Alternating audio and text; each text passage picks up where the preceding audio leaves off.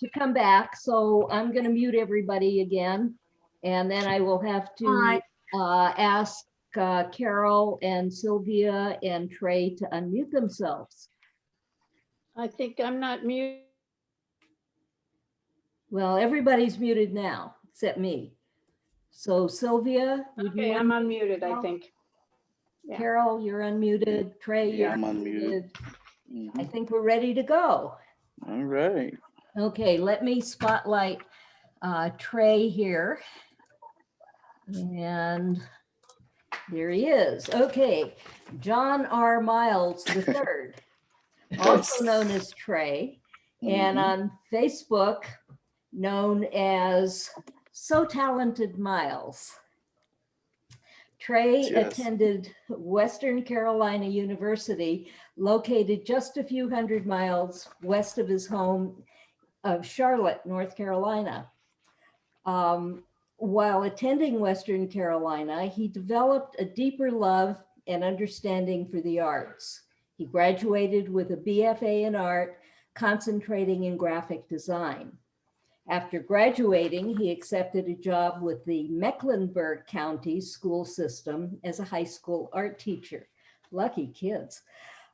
Trey's earlier pieces focused on the usual art principles, aesthetic relationships between shape, form, and color, which you'll see are still prominent in his work. However, currently, his works are heavily influenced by the political struggles set forth by society towards Blacks, both past and present. And now I'm going to share my screen and Trey will talk about his work.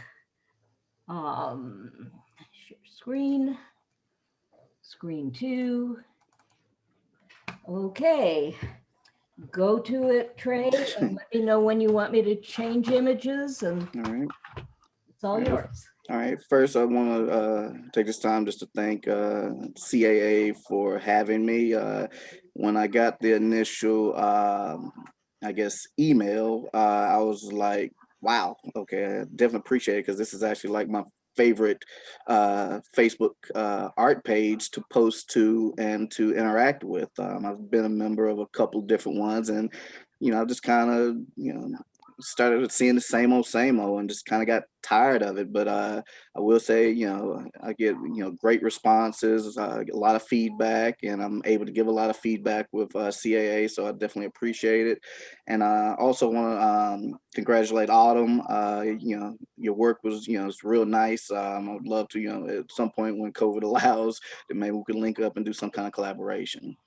All right. So what you see in front of you all, this is actually one of a two-part series that was commissioned by a philanthropist here in Charlotte. Basically, he's doing a collective art show based off of the kind of the unsung heroes of COVID, the individuals who are working day in and day out, your grocery store workers, your fast food workers, your police officers, those individuals that just don't get any credit sometimes, or we kind of forget about them. So he responded to me after purchasing my work, and he wanted me to do a series of pieces dealing with food banks. So this is actually a group called Loaves of Fishes, which started here in the Carolinas, and monthly they do, of course, food banks throughout the year, not just COVID.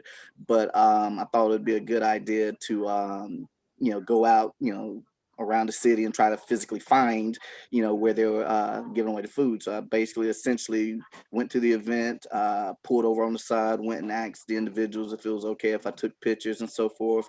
So I snapped, pictures for probably about 15, 20 minutes, and then kind of went back home to create the piece. So all these images are actually, I took the photographs myself. That's not what I do all the time, but here lately, within the last maybe 6 months, I've really been focusing on using my own photography as my subject matter, so I don't run into, you know, future issues with, depicting individuals and so forth, as you may notice, and you might want to look at this as you all are moving forward also as collage artists. I try to obscure the faces where you don't necessarily see the faces, or they're obscure enough where you can't necessarily tell exactly who it is. And again, that's just, for potential legal reasons. But this is a black and white version of the collage. A lot of times with this style, I'll go back and paint into them. But lately, I've been getting a lot of individuals saying that I should just leave them alone, leave them black and white. They like the feel of it. So I've kind of adopted that and listened to individuals who have been giving me solutions. I don't know if you can tell, but back in that back left-hand corner with the truck, you see, the individuals packing up the food. I've tried to give a sense of space, or what they call atmospheric perspective in the art community. So that's why it seems like it's so far away. It doesn't look like everything is on the same field. So I always like to try to keep the foreground, middle ground, background separated, so you can really get a sense of what's going on. You can move to the next slide. Oops, sorry. And there's two of, I don't know if okay. And one thing is I know that yeah, go that ahead. one, just a moment. Okay. No. Yeah, let me escape and go back and find that other one, because I know that was originally supposed to be the first one, I think. Right. Well, and that's what I was going to say. I didn't put them in any specific order when I sent them to you, so we'll probably just have to kind of go back and forth, and that's fine too. Okay, so this piece here, this is part of a larger series. I'm actually working towards, the goal is 40 total pieces with this similar theme dealing with gentrification in America. Originally, I did have a piece called America Gentrified. So this one is a little more at home, where I started out initially just highlighting the neighborhood that I actually grew up in. But later I decided, this is not just, my neighborhood that I grew up in and currently live in that's being gentrified. It's, throughout, the whole city, and it's going across the whole country. So I decided to kind of go a little further out with my picture taking, and not just in the neighborhood, but of course in other areas of Charlotte. So this is one of about 6 apartment complexes that's within the neighborhood I grew up in. It's the Hidden Valley community. Here in Charlotte, North Carolina. Again, this is the largest neighborhood in Charlotte, and it's currently under the gentrification definition, if you want to put it that way. But these apartments used to be called Hidden Valley Apartments. The images, again, were all taken by myself, and if you look real closely, that bottom left-hand corner, that's actually me. Sitting in the chair. So I did lie. I actually had to have someone to take that picture of me, but that's me sitting in the chair watching my nephew ride in the little Mercedes car. So I actually, again, took the picture of him, and I take the pictures wherever I can find them when I'm in the car. That's why I love camera phones now. You can, take a picture and keep it moving, and that keeps the pictures as authentic as possible. I feel that with collage, the collage starts with the photograph itself, or the image itself, whether you're getting it from a magazine, whether you're getting it from a book, taking the pictures yourself. The stronger the image, the stronger the collage. Now, of course, there's other elements that you have to be able to do, but I thoroughly believe that the more interesting the images are, the better you're off as far as the collage in itself. Yeah, we can, I guess, move to the next one. Okay, so here's a little different. I do a lot of different styles of collage and art in general. A lot of people don't know this, but I actually started out as a landscape artist.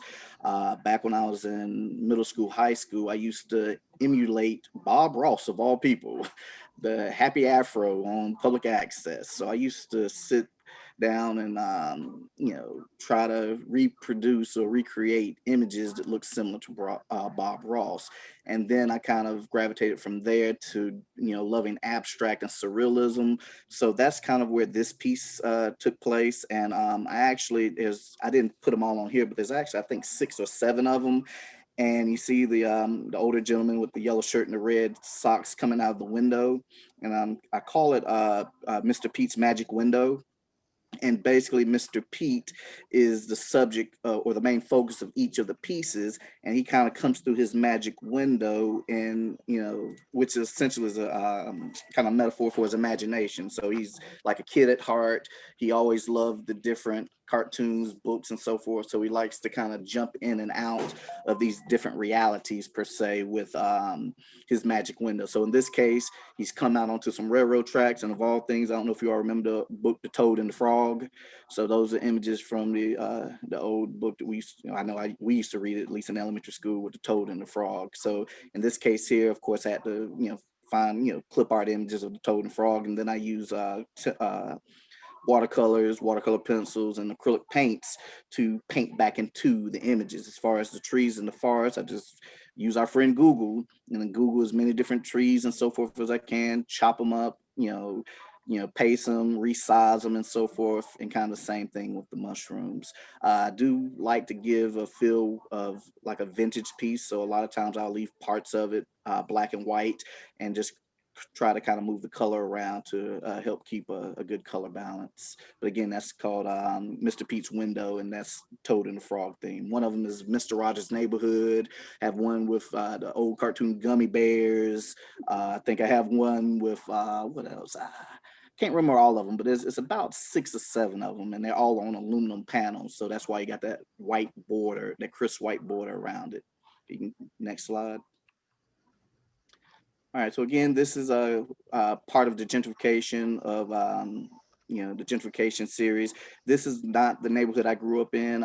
It's touching a little bit more on the kind of the deconstruction of the area, where you have some of the original older houses that have been either demolished or renovated, and then they're of course kind of taking those lots and adding new houses to them. So as I drove through the neighborhood, I snapped pictures of the individuals.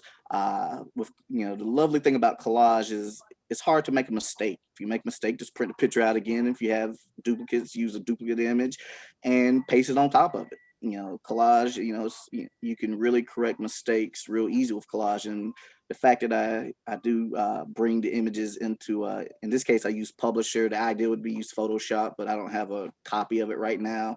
So I'm having to use Publisher to edit my images, where I'll resize and change the contrast of the images. So when I print them out, I can, work with them better. Because a lot of times, the picture you take doesn't work as well as you would like. So I have to do a lot of photo manipulations. If you look real closely at the workers, it's actually the same set of workers. I just did a mirror image of them and resized them according to where they sit on the horizon line to determine where they were working at. So I just kind of flipped them around and worked the same image over and over again. And you'll see that in some of the collages.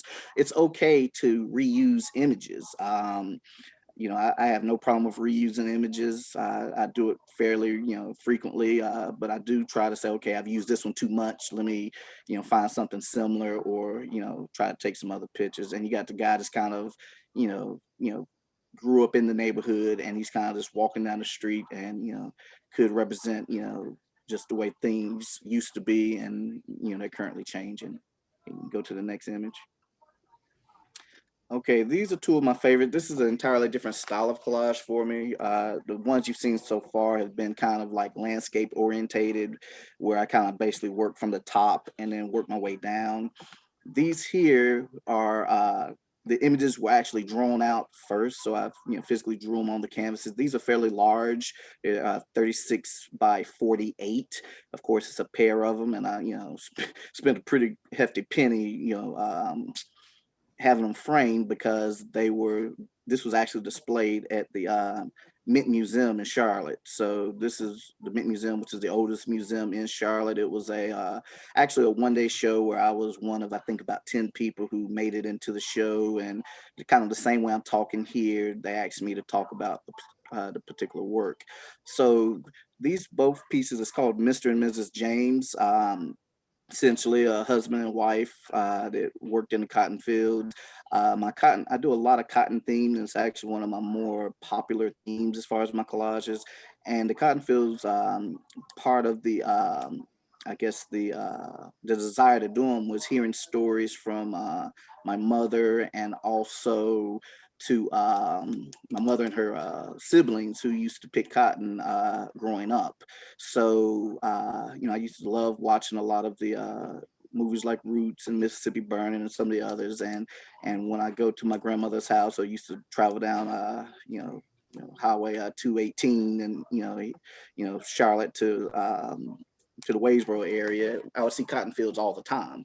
So this is kind of just a play off of cotton fields in North Carolina. Now, what you may not be able to really see closely because it's not zoomed in, but on the left, the headband of what you would call Mrs. James, that's actually fabric. So I went to I think I found it at Walmart. I think it was either Walmart or one of the craft stores or craft departments, and that's actually the same type of red cloth that you would find that scarves were made of. So I chopped up the actual scarf to create the actual scarf. The cotton itself is actually real cotton. It's not just cotton from a bag you found at Walmart. So the cotton in the bag, I'm sorry, not the background, but the cotton is actually in the bag. So I actually picked the cotton myself from a field that was in or on 218. So it's a lot different than cotton that you would find in Walmart. So again, the cotton itself was picked myself. I actually asked the owner of the field if it was okay if I picked a bag for it, and he said that was fine. So I wanted to make sure that I used the cotton itself, and also I would use my mom as reference. And the bags, the sacks themselves are made of burlap. So I bought some burlap, cut up the burlap, and used the burlap for the bags themselves. With the female, also the skirt, that's actually a cut up pillowcase. I had a hard time trying to find fabric that really reminisced of what the fabric would look like, or a skirt would look like from the day. So again, consulting with my mother, she would kind of tell me kind of what the skirts would look like and colors and so forth. And she had an old pillowcase that she said this is actually kind of what it we used to wear. So the pillowcase itself is the skirt, and then of course the background with the cotton, those are just different pictures of cotton throughout, different internet pictures of cotton fields and so forth. The picture on the right with Mr. James, everything's the same except the overalls. They're actually constructed with actual jeans. I had an old pair of jeans or denim, and I cut up the denim from the jeans, and glued the denim on. So there's a lot of texture, a lot of overlapping. Again, the photo doesn't, I didn't send the actual close-ups of the photo, but I probably should have. But that just gives you an idea. It's not just one dimensional, it has, or two dimensional in that case. So again, so this is Mr. and Mrs. James. These are currently being displayed at a gallery in a town called Huntersville, North Carolina. I don't know what's going to happen with them. Of course, they're there, on display, but I would really like to potentially get these into some, to a museum permanently. You can go to the next piece.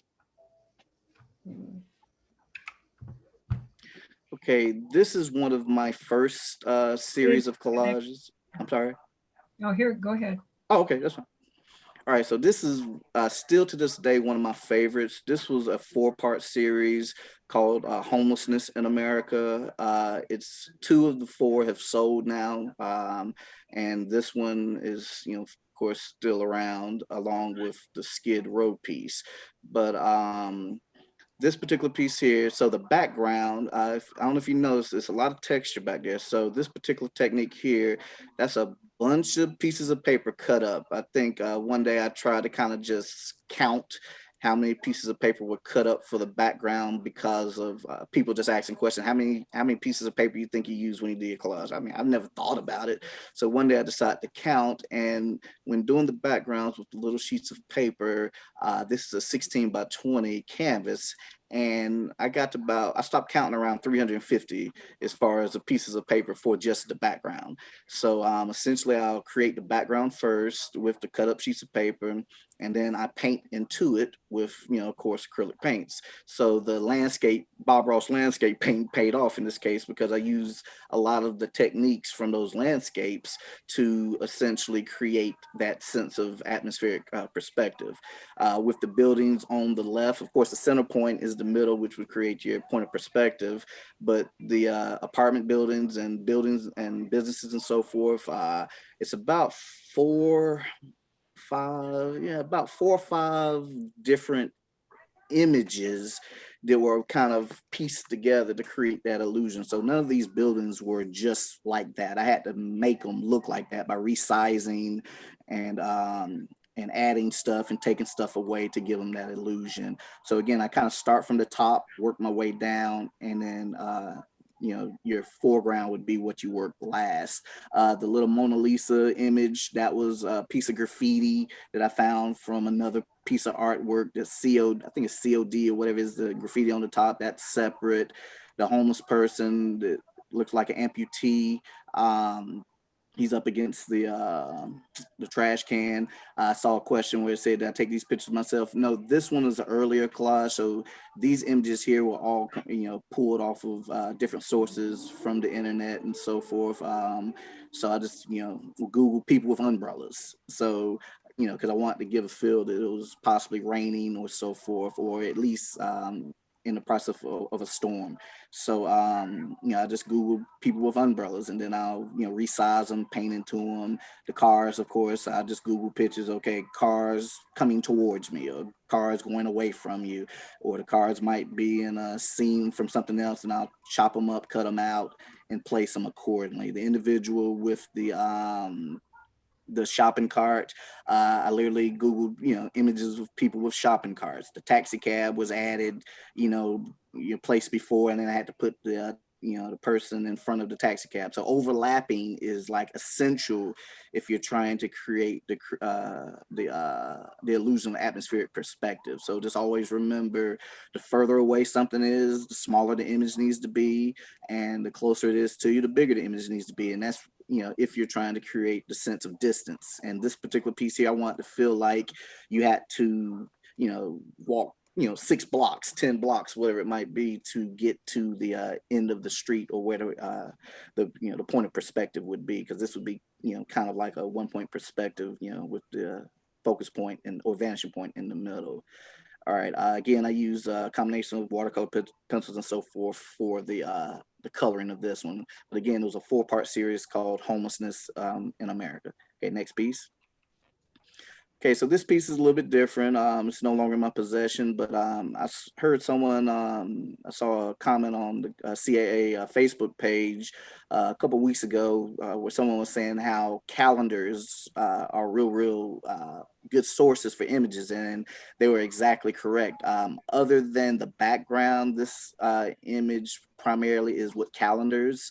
I will say that the shirt and the face, and of course the eyes and stuff, they didn't come from the calendars. They were from magazines, but all of the fruit and the flowers and the bright, stuff and the birds, those all came up, from just old calendars that I had laying around. They were older calendars and they weren't going to get used again because it was, past tense. So, I cut and paste, multiple calendars up to create the foreground. The background is actually a combination of painter's tape and masking tape, and like some neon, I don't even know what you call it, but some like neon tape. So I created the background first and painted the background and did the neon tape.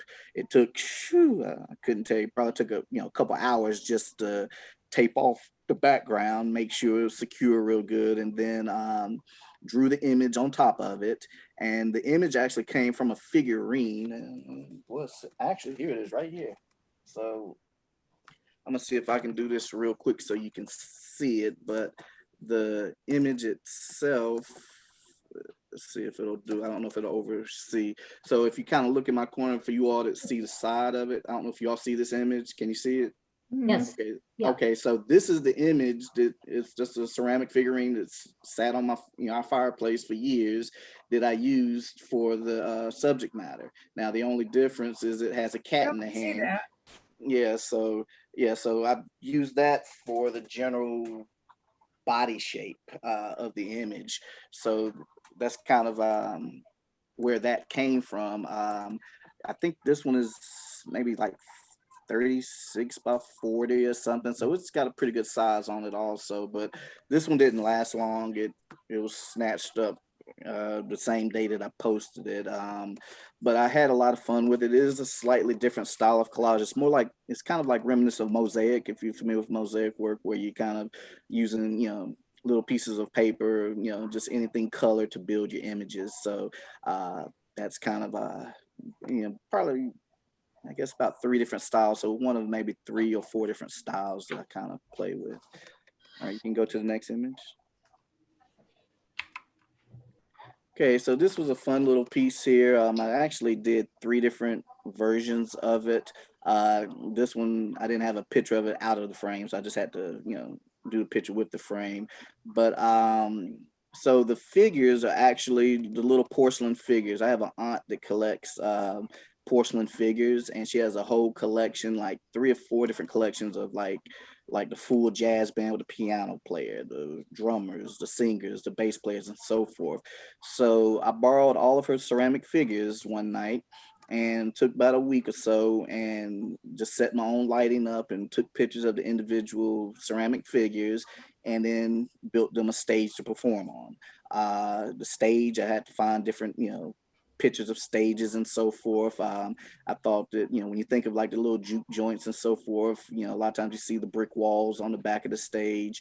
So that's kind of, I just picked, Googled pictures of bricks, put the bricks down, and I went back and painted into them to give them, more pop. I didn't think that, this subject matter would work well in black and white. So, I went back and colored into them instead of leaving those black and white. So it's always for me, kind of going back and forth whether to leave something black and white or to add color, because it's one point or another, it's always going to be black and white because I've, worked primarily off of a black and white laser printer, since color laser printers are just so expensive as far as the ink is concerned.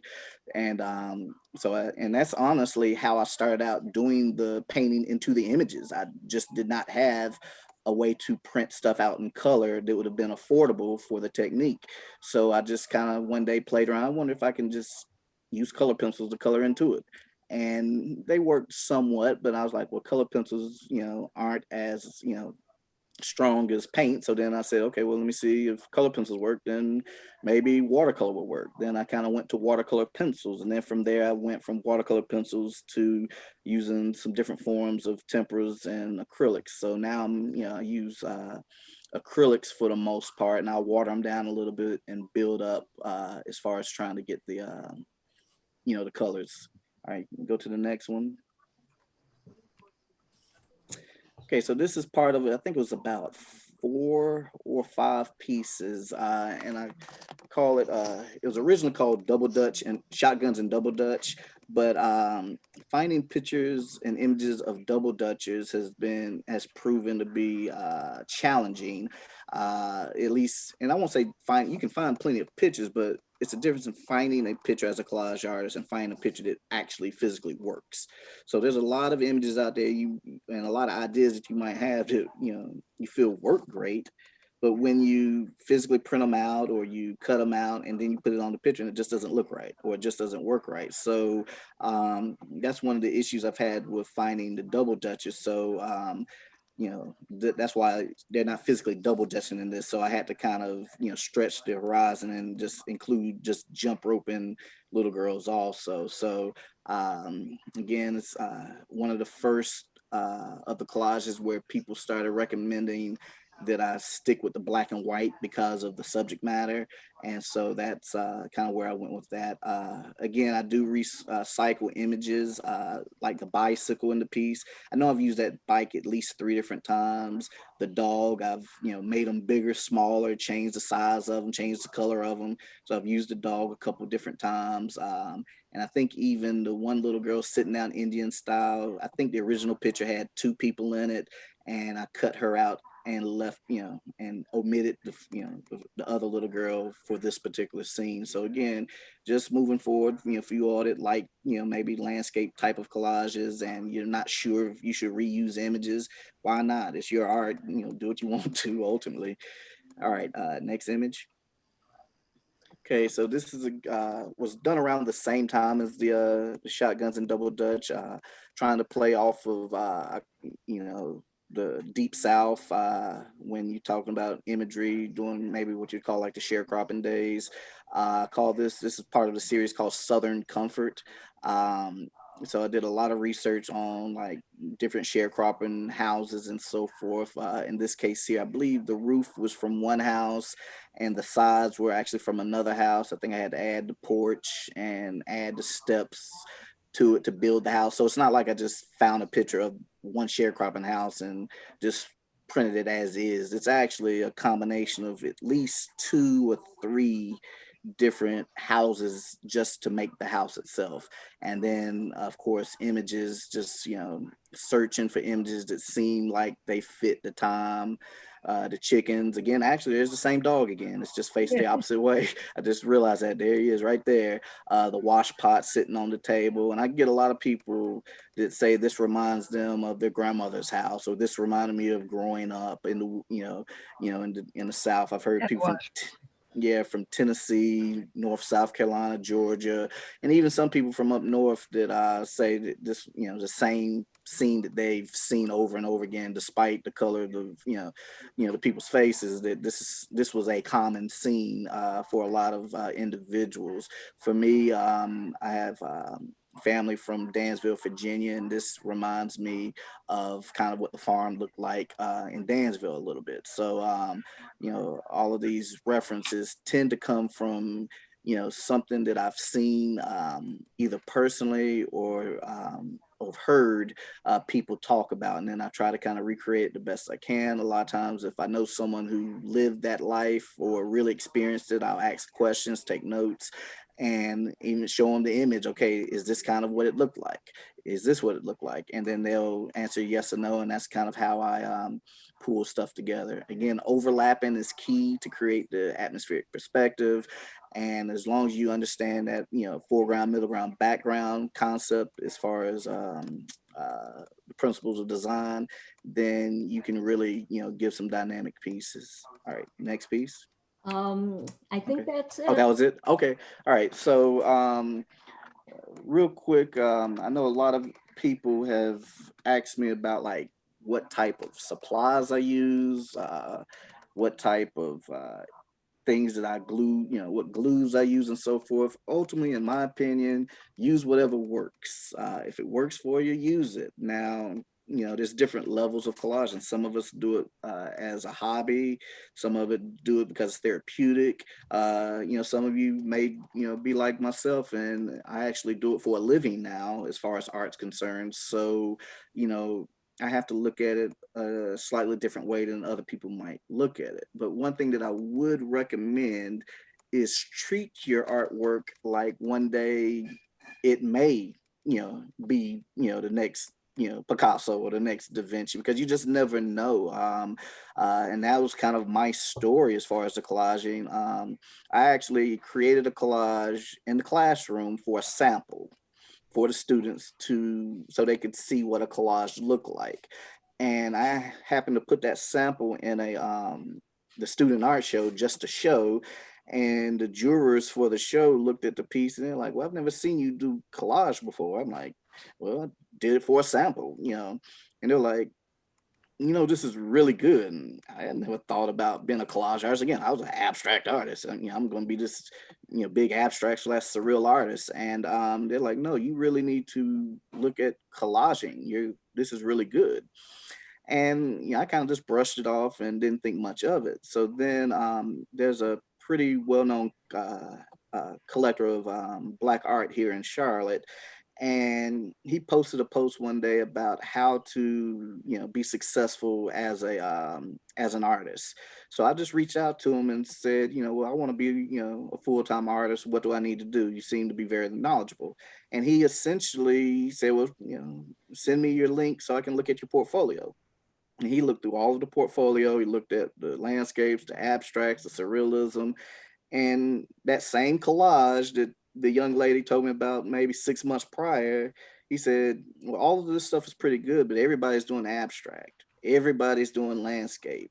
He said, but this collage, it's something about it and it's real strong. And so hearing it from him, even though someone else told it to me before, it kind of made me think a little harder about collage. And he said, listen, if you want to, be successful and sell your work, you're going to really need to separate yourself and differentiate yourself from everyone else. So that's kind of actually how I got into collage. Now, the landscape, the abstract, and all of those things, the graphic design, those all were very instrumental in allowing me to take the collage to a different level and to separate myself from all the other collage artists. So I can't say that wasn't helpful, but I never thought that I would be a collage artist. That was just something that, just cut and paste to me.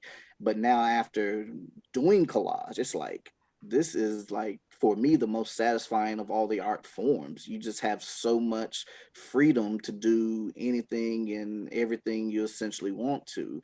And again, there's no such thing as a mistake. If you mess up, you have the ability, just get up the same image again and paste it on top of it or make it work, as we like to say. Some of my influences, Ramir Bearden, he's actually from Charlotte. Believe it or not, he grew up in a neighborhood or area probably about 9 or 10 minutes from where I live now. And I did have an opportunity to meet some of Bearden's family about 6 years ago. Charlotte has the city of Charlotte released a sculpture that was created by one of Bearden's close friends. So he dedicated a statue in the downtown Charlotte area for Bearden, and it was a big to-do, and they invited the family out. So I did get a chance to meet some of the family members and talk to them. And because here I am here in Charlotte, there's a lot of Bearden work around, but everyone say, even though Bearden's my influence, they say, but your work don't look like Bearden. I'm like, well, why does the influence, just because they influence you doesn't mean that your work should look like their work. And that's, again, one of the big things that I've gotten from collectors, is that they like the fact that I'm not trying to reinvent something that Bearden has already done, or I'm not trying to be Bearden, or my work doesn't just look like, they just replaced, images, my images, and put them in the same place that Bearden did. So, that's one thing that I like to just point out, is that I love Bearden's work. He's a huge influence, but I don't want to be Bearden. Other people that Jacob Lawrence is one of my favorites. Jasper Johns, love Picasso's work, love Da Vinci's work. Like I said, I've done all forms of art. I was a BFA in graphic design, so we had to do a little bit of everything. Printmaking, I've done bronze casting, used lost wax technique with bronze casting. Of course, all kinds of sculpture making and three-dimensional design. And just want to throw this out there. And a lot of people don't know this, but at one point, I think it was in 2004, I was the only Black hot air balloon designer in the world. So people always get a kick out of that. It's a resume. I mean, I didn't really enjoy the experience. I'm gonna be honest. It was not an enjoyable experience, but I did take a lot of, things from it, the experience, and were able to use them to build, what's now, what would have been then my now future.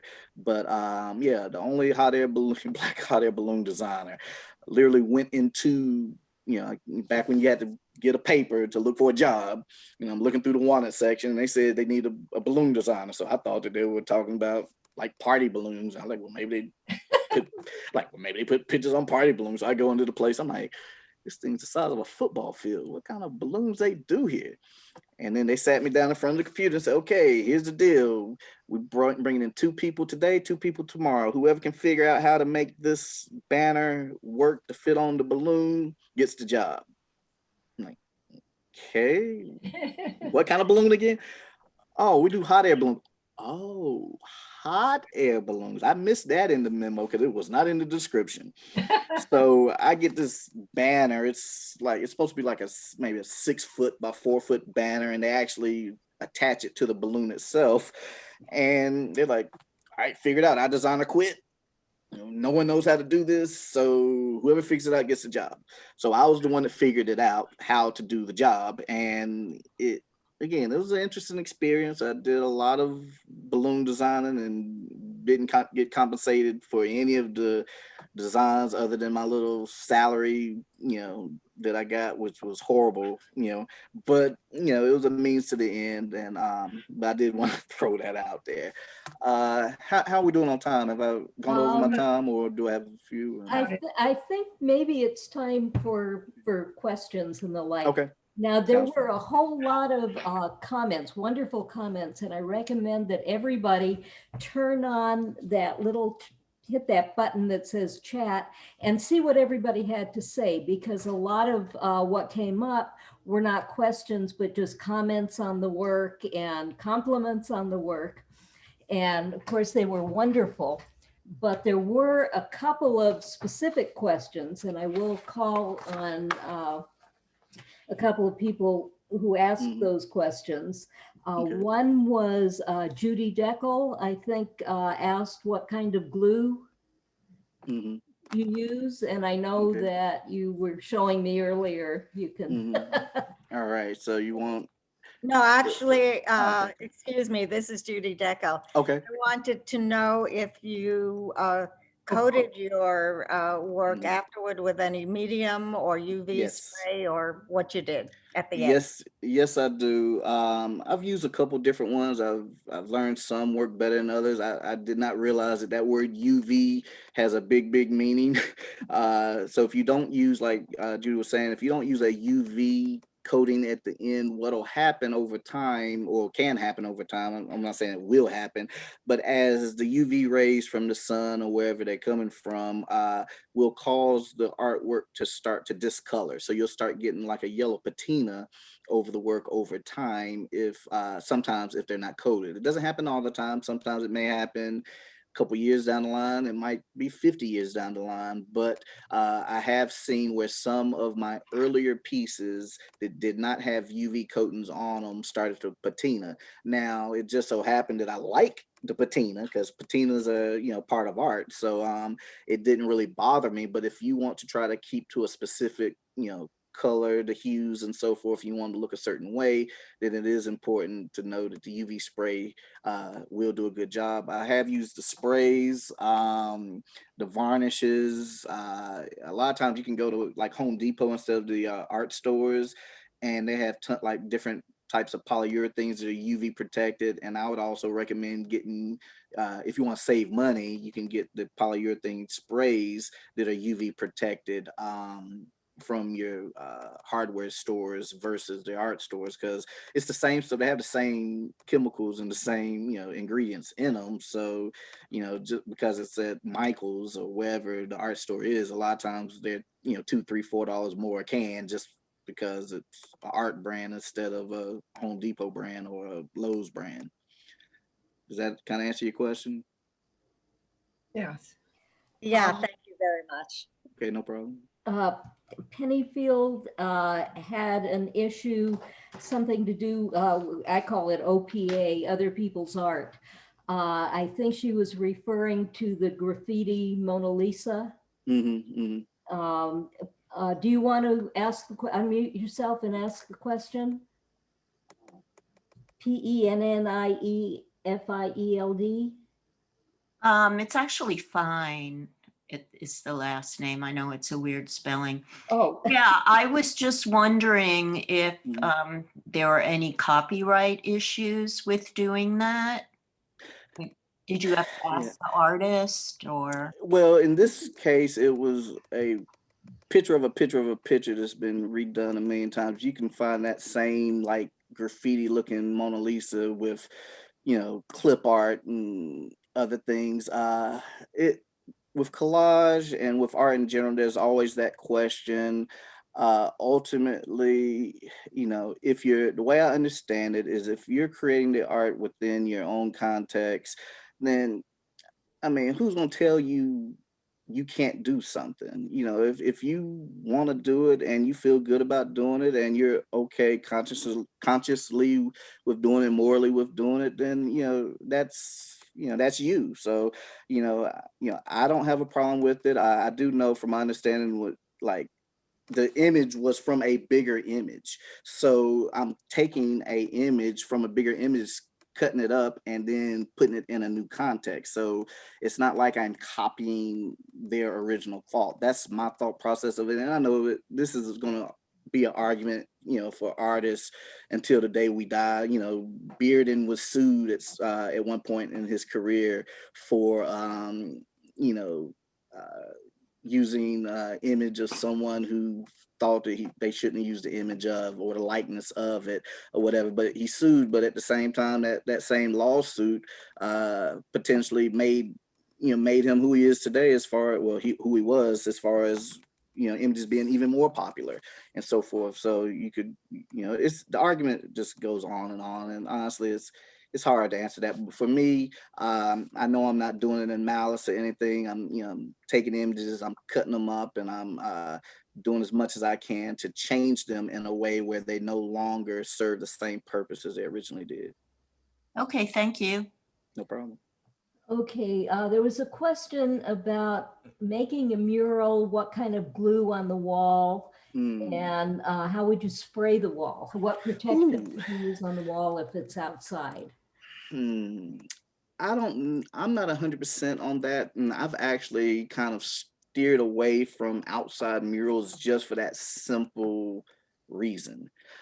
Because ultimately, if anything gets too much weather to it or it's weathered too much, I don't care how much protection you put on it, especially if you're dealing with like gluing, you're trying to attach paper to an outside surface.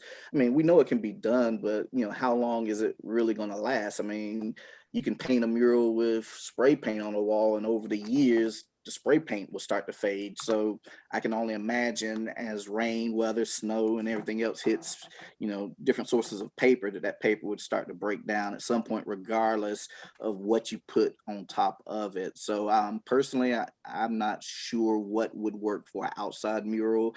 I personally try to stay away from murals. The only murals I've done, I did I was part of the Black Lives Matter mural in Asheville, North Carolina, the street mural. I was called upon to help out with that. So, but other than that, I'm not a real big, real versed on murals. But I can't really give you a better answer. But I would be afraid that some of this, it would have to be, whatever it is, it had to be pretty heavy duty, and it would probably have to be a lot of coats of it to make sure it preserves the best you can. I'm not saying it can't work, because there's probably a way to do it.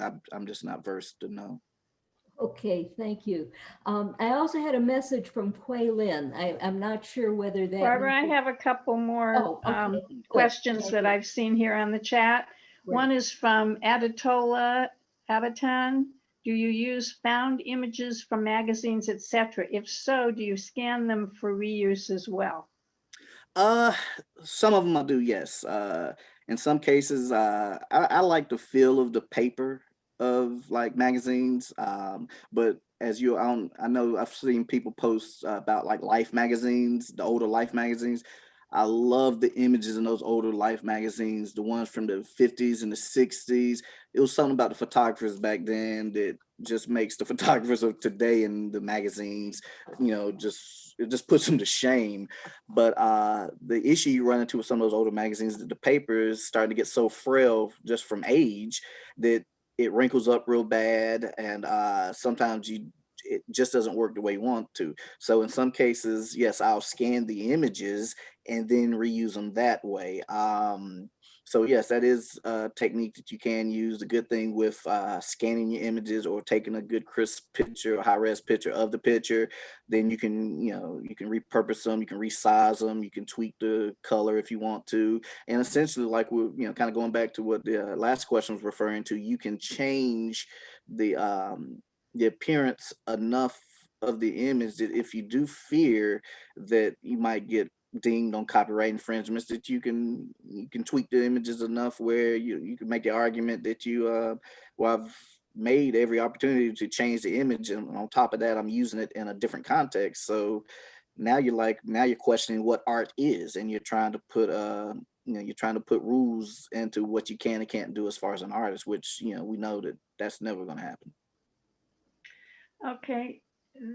Also a question from Tommy B and maybe McDonald. I don't know what the last name is. It doesn't show here. It says something about how did you find out about the show? Now, I don't know what show he was talking about. Tommy, are you there? Can you unmute yourself? And well, we don't know about that. But additionally, he said, are the photos cut and put together, or is the collage the whole photo?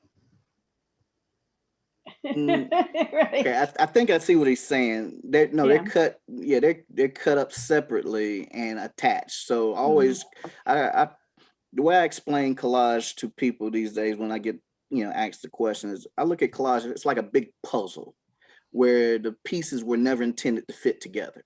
So I'm creating the puzzle pieces and trying to fit them together in a way where it makes sense visually. So yeah, I'm literally cutting the images out separately. Matter of fact, here's my little bag of tricks.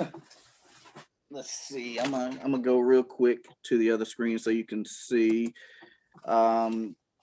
So this is essentially, I got a bag full of just images. So here is like the same image of a picture of a person I took, and I'll resize them and print them out tons of different times because I never know initially what size is going to work best. So I print them out as much as I can. Like this one here, love the image, but because of the lighting, it's just not enough contrast in it for me to go back and paint into it. So to answer the question, yes, I literally just paper after paper, and I cut the images out, and like in this one here, I think I end up cutting just this out of that particular picture, or I might just use just the trees or one tree or two trees that look better. You can kind of see here where, pieces have been cut out of the image. Again, these, in this case here, like perfect example, this corner here, I probably just used this top portion for something that was very minor that needed to happen for the piece to work. But yes, so to answer that question, yes, I cut the individual, pictures out, chop them up, and then basically like a deconstruction process. So I basically kind of like take the images, I deconstruct stuff, and then go back from there. Okay, another question here was, what paper do you print on? Okay, believe it or not, I have been very cheap with paper.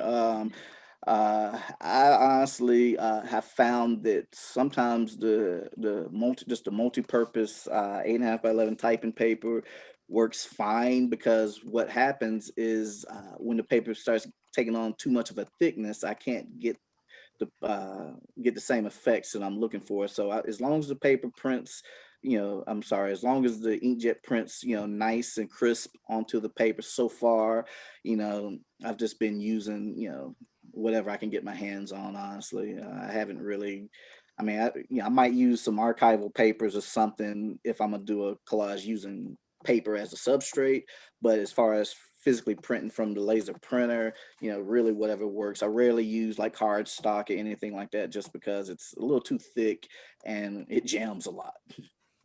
All right. Right. Somebody asked, I think Penny, I don't know the last name, what printer do you use, and do you ever do transfers or stamping? It's been a while since I've done transfers or stamping to answer that question. I have done that. I just don't use that, that method or technique a lot anymore. Every now and then I'll do old school, rubbing transfers to maybe rub the image onto a canvas or something like that. A lot of times, I have a projector that if need be, I can, trace an outline need be with a projector if need be. And I forgot the other part of the question already. What was And the other the printer yeah, itself? thing was the Yeah. printer. What printer do you use? Yeah, I had a cheap brother printer. It was the absolute worst. So yeah, the one I have now is a Hewitt Packard. I think it's like a 250C N or something like that. My big thing is I need a printer that would print, dark darks and light lights. I just need something that had a real good contrast. And so far it's been doing pretty good. The ink isn't too expensive. I was able to get it I think I got it from Office Max or something like that. I would love to be able to get a oversized printer. It's just not practical right now because I've worked fairly small for the most part and that's what sells better for me right now. So at some point I would love to go to a color laser printer. I've priced them, but believe it or not, finding the cartridges has been an issue, probably because of COVID. But I was about to get a color laser printer, but I couldn't even get I couldn't get the CN, magenta, yellow, and black cartridge because they only had maybe just CN. I didn't have enough to even get the full cartridge. So other than, I guess, ordering directly from the company, and then, those color laser printers, them those cartridges might cost you $150 a cartridge. If I might butt in and say something, Okay. there's a Dell laser printer, which is not horribly expensive. And I have found that the aftermarket inks work just fine. Oh, really? Mhm. Cool. Yeah, I think Which, Carol has the same. Yeah, They're and if much anyone, cheaper. I would Way love, cheap. I would Yeah. love, I might have to look into that because again, Yeah, it's the Dell E525. Okay. Say it again. Say it again, Barbara. It's Dell E525W. And you just go to these cheap discount printer sites, cartridge sites, and they're pretty It's cheap. really reasonable. Yeah. Okay. I might have to look Okay. into And it. then Yeah. Melinda has asked, do you work quickly or slowly?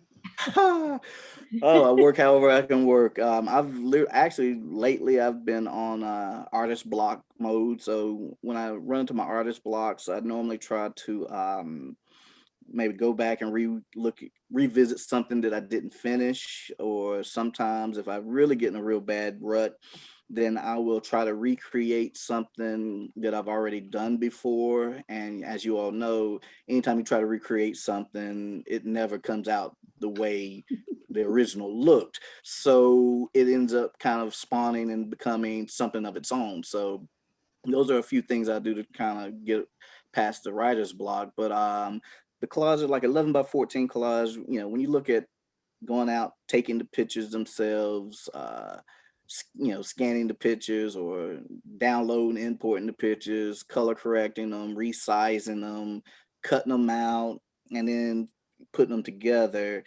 the hours can really build up real fast. I tend to try to start something and finish it in the same sitting, or at least get to a point where I can finish it, with little effort once I've gone. So it's nothing for me to sit down at say 5 o'clock in the evening starting something, and next thing I know it's 12 o'clock at night and I'm still working on it and I haven't,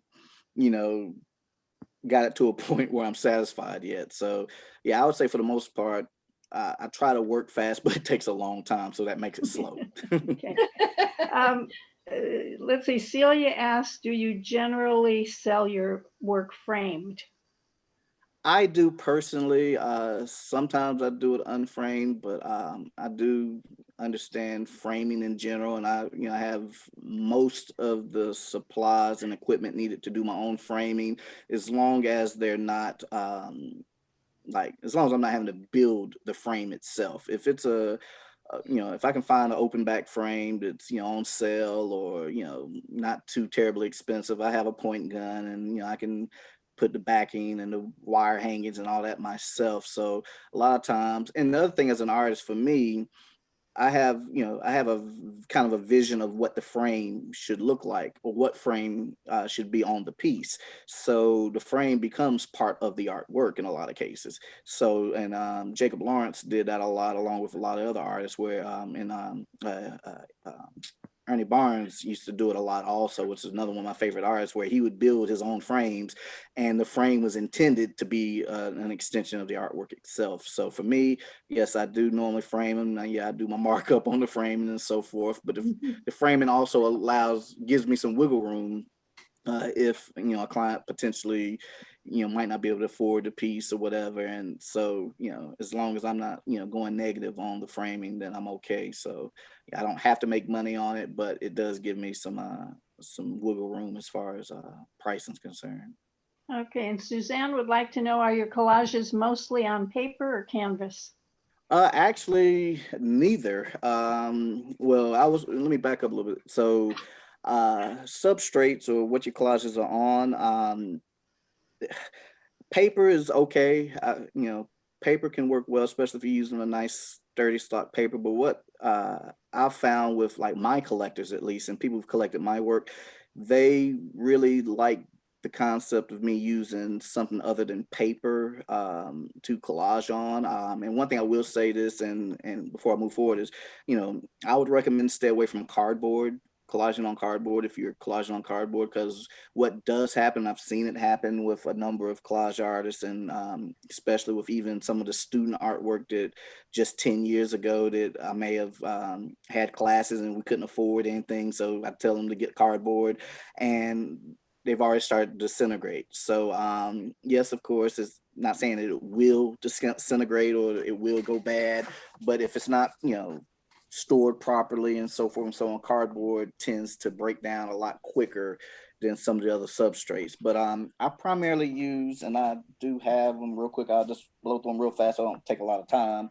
but I use aluminum panels. I like the aluminum panel. That's my newer material. I'm gonna go real quick to it so you can see. A lot of people are like, well, aluminum panel, what in the world is that? So this is the back of it. So this is the front of it. So it's let's see, this is the piece, but it's actually a piece of aluminum. It's the same thing that they use for aluminum siding. This is just the back. It's a sticker, and it has a sticker on both sides. There's a print shop that does sign shop that's up the street from me, and they sell the sheets, and 8-foot sheets, and you can tell them what size you want. They'll cut them down. The sheets are about $80 for a sheet, but at 8 feet long, I think it's probably 4 feet by 8 feet or 5 feet by 8 feet. You can get tons of panels out of it, and ultimately they end up being about the same price. So I really love the aluminum panels. This here is just canvas board, or canvas plane, as some people call them. The only thing I don't like about these, again, kind of like the cardboard, technically this is just cardboard, canvas on cardboard, essentially what it is. And I've actually had where these get too much moisture to them, and the cardboard will sometimes, if it gets way too much moisture or soaked with water, then I've had to pull the canvas off and reattach it to something else. But they tend to work well, and as long as you frame them and UV protect and so forth, they tend to last pretty good. But I do love the flatness of the canvas planes. Here, this is another alternative, plywood. So I'll just go to Lowe's or Home Depot, buy a sheet of plywood, and have them to cut it down to the size I need. And then, of course, you're getting the glare because it does have the, have a coating on it. But yeah, so just regular plywood that works as a substrate. Again, you can just get them to cut it down to the size. And then the other one that I use is like a masonite board. At least that's what we used to call them. I think they might call them something different. This one has not been treated yet. I haven't put my polyurethane or anything over it yet. But the masonite board, same as the plywood, you can buy them in sheets and then cut them up, or have them cut them up. The only issue with this is if you start going too much bigger than, like, I would say too much over 40 inches, because it is thinner, it's only like an 1/8 of an inch thick, that it will start to bow and so forth. And if you want to be nice and sturdy, the larger it gets, the more it bows. Same thing with plywood. The only thing that I've seen that, you know, doesn't bow is the aluminum.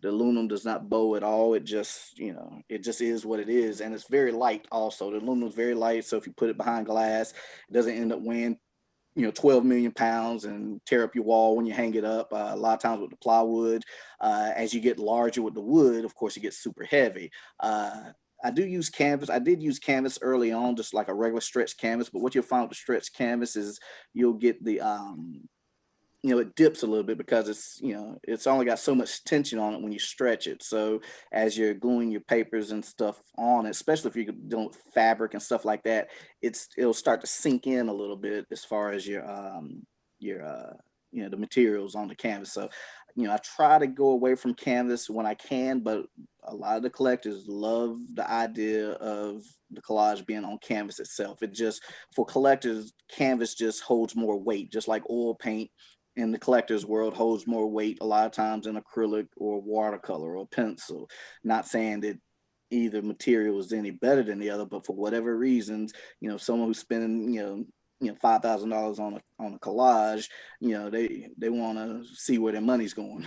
And sometimes when they look at paper or some of the other stuff, they're like, oh, well, it's on paper, I don't know if it's worth that kind of money. I can go get a, you know, original bearding for that in some cases. So, you know, I don't know if I answered that or rambled too much. All right, I think we have one last question here, and it's, how do you know how to price your work? Pricing is always a funny thing. What I end up, yeah, ultimately, you know, get what you can get for it. But I started out with, I think I started out at $2 per square inch as a starting point. So I kind of like, okay, what do I want to get out of the work? What do I feel that I'm worth as an artist? And then I just, you know, did the math to figure out per square inch, how much is that? So I think early on, my 11 by 14s, I think I was charging maybe, you know, $200-300 for them or something like that. And they weren't lasting. I'm like, okay, well, if they're going like this, then I'm definitely underpriced. And then when I start researching, like, you know, what they'd call untrained artists or intermediate, not even intermediate, but novice or beginner artists, that they were saying that, you know, price points maybe should be around here as a, just as a rule of thumb or a guideline. So that's kind of what I used initially. But then when I started researching, well, what is a beginning artist? What is considered an intermediate artist or professional artist? And when they start stuff, you know, adding stuff like, is the person published? Has the person displayed here or there and so forth? Then that kind of starts to put you in a different category, and you can start, you know, raising your bar up from there. But right now, you know, maybe $5-6 a square, you know, a square inch is kind of where I'm at right now. Yeah, I mean, but as far as pricing, that's always going to be ultimately what, if they're not willing to pay that for it, then if you're trying to make a living off of it, then somebody's got to give. So, you know, if you're doing it as a hobbyist and you're just selling, then, you know, sell it for what you want to. But, you know, this is my main source of income. So I have to say, okay, as an artist, you know, if I want to make X amount of dollars a year, then how many pieces of artwork will I have to sell every week to achieve that? So just a quick breakdown. I don't want to be too long with it, but if you only want to make $50,000 a year as an artist, well, we'll just say 52 for the sake, because it's 52 weeks in a year. So that means you'd have to sell a piece every week for, you know, $1,000 just to get $52,000 a year to be a full-time professional artist. So then you ask your question, okay, first of all, do I have enough artwork to sell a piece of artwork once a week? The other one is, have I ever sold a piece of artwork for $1,000? So, you know, you start asking those real life questions to see, okay, well, how do I make this work? So the answer for me was, okay, well, I can't do it with just selling artwork alone. So what other things can I do as an artist? Like I said, I had a BFA in graphic design. So I do occasionally still take in graphic design jobs, with logo designs and so forth.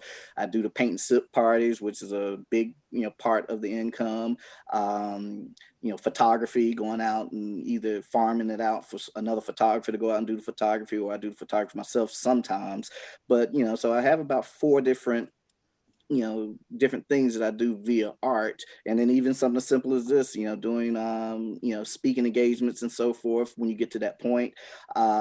So things like that allow you to offset. So now you don't have to come up with $1,000 a week in artwork just to make, a little $52,000 a year. So again, it takes time, but as far as the pricing, again, get what you can get. I will say, if you put yourself in a hole and you start selling too low, then it's hard to get out of that hole. So try to maybe find a middle point with where other artists that are similar to you are at.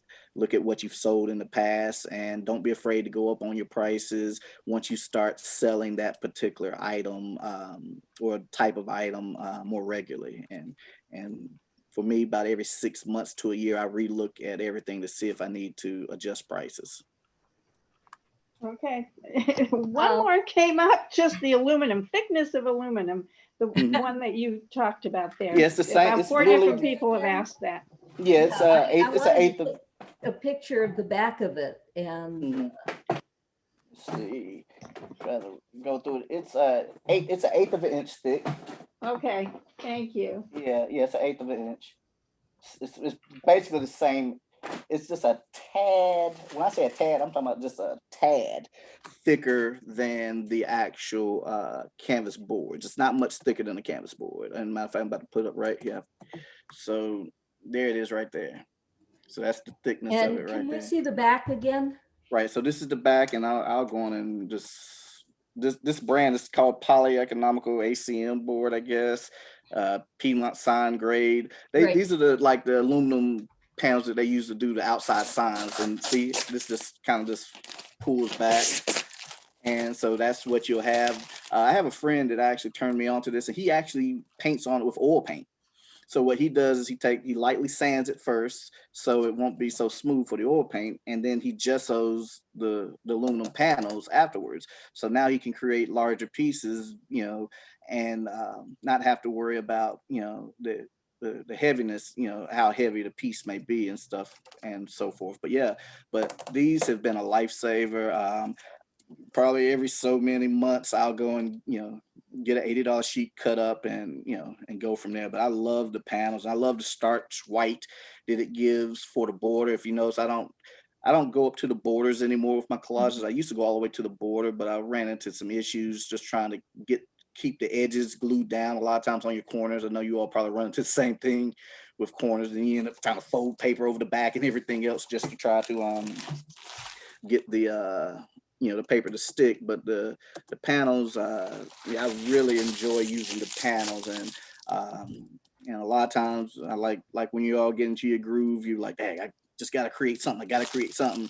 And if I don't have any panels left, and I got a board left or a canvas left, and guess what gets worked on? The board or the canvas. Because when you get into that zone or that groove or that mood, sometimes you got to use whatever you got at the time. Yeah. Okay, I think that covers it. Oh, Trey, that's been wonderful. Just exciting, and your work is so impressive and meaningful. Thank you, definitely. A lovely, lovely presentation. Because I had no clue what I was going to say, so. Well, you said a lot.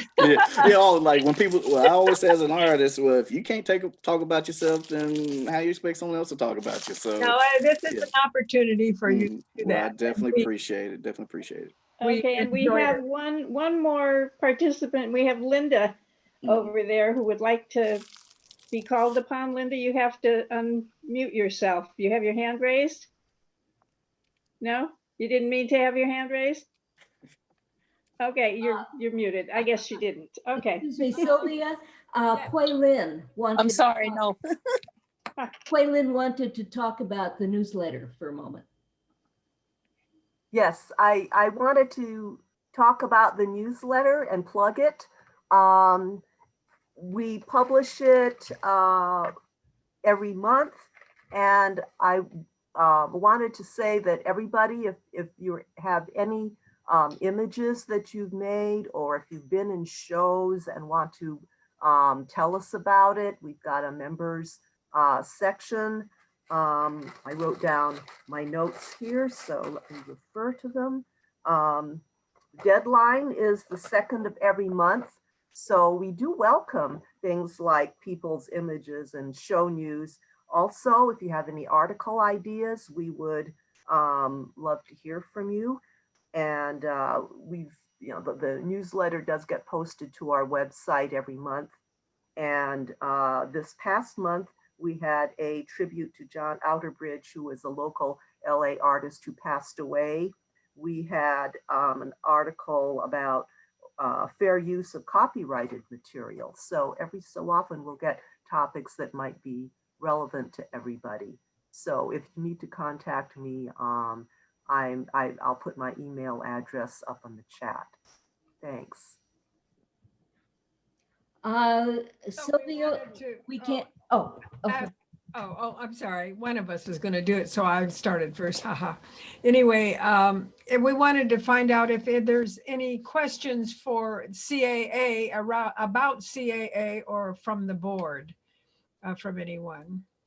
If there's any questions about the organization or something you want to know from any of the board members.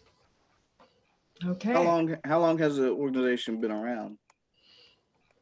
Sean? Oops. Is that an oops question? Longer than I have. I'm not certain. Susie might know better than I do. Wasn't but it 1988? yeah, long time. Really? In the 80s. Yeah. In the 80s, wow. We had a 30th anniversary. On our website. Okay, that's a good answer on your website. On the web- There you go.